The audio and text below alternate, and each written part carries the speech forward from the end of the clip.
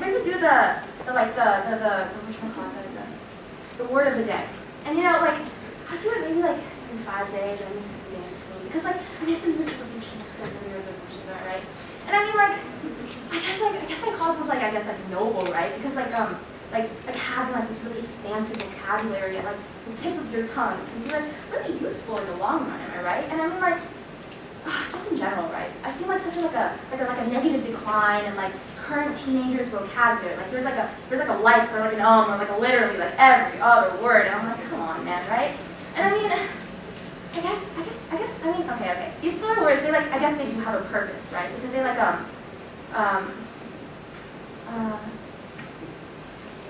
they don't have time to formulate your thoughts, and like, you know, keep a conversation like more informal, right? But overuse can distract from your point. Possessing a developed vocabulary can help us avoid using these filler words as often. Vocabulary is a crucial tool for communication and success.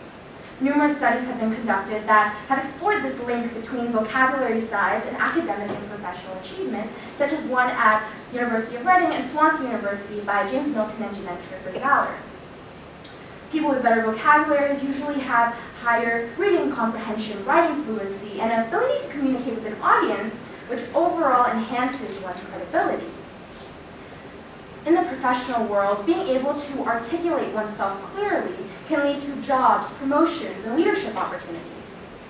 So, if vocabulary is such a powerful tool, this raises a concerning question. Why are we developing our vocabularies less today? This answer lies in our changing relationship with reading. According to the American Psychological Association, in the late 1970s, 60% of teenagers would read a book or a magazine every single day. By 2016, this number was a mere 16%, 1/6. 1 in every 3 teenagers hasn't read a book for pleasure in over a year. And I'm no exception to this statistic, as the only book that I've read this year was the required summer reading for AP Lit, which I'm sure is true for many of you as well. Reading is the main method to learn new words, and we have been doing it less and less.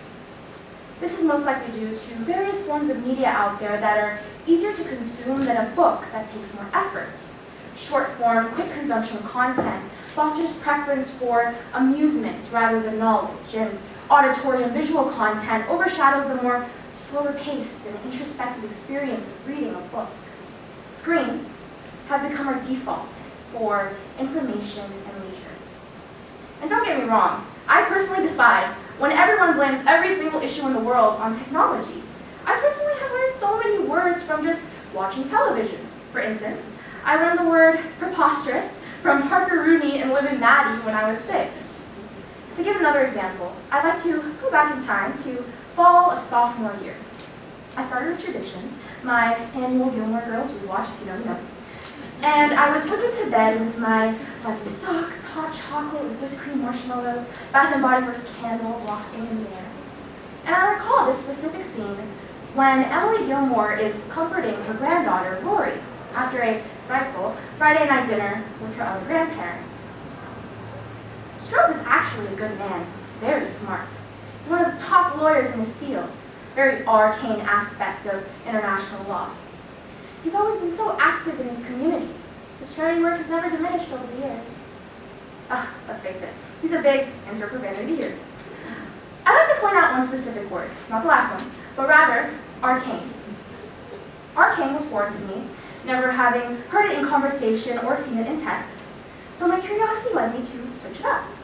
And I discovered that this word meant understood by few, mysterious, or secret. You might say that arcane was arcane to me before that point. Fast forward to fall of junior year. I come across this word again. Not in Gilmore Girls, but rather, SparkNote's 1,000 most common SAT words. I cheered at having one less word to learn and memorize. Screens don't always have to hinder our learning, but rather support it.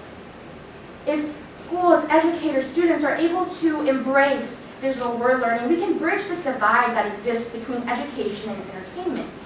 We don't have to fight technology in order to save our vocabularies. And I know that in our fast-paced society, it can be difficult to carve out time to read and learn a bunch of new words. However, there are ways to improve little by little. One traditional way to do so is to fulfill that New Year's resolution that I couldn't, and download Merriam-Webster's Word of the Day on your phone. Or you can find your own unique, special way that you learn new words. My personal favorite is Game Pigeon's Word Hunt. In Word Hunt, you are given 80 seconds and a grid of letters to find as many words as possible.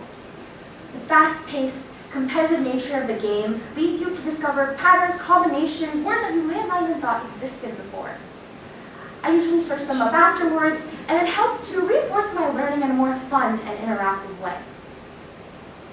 I encourage you to find your own way that you are able to learn new words, as they are all around us, and learning them will only help you expand your knowledge and succeed.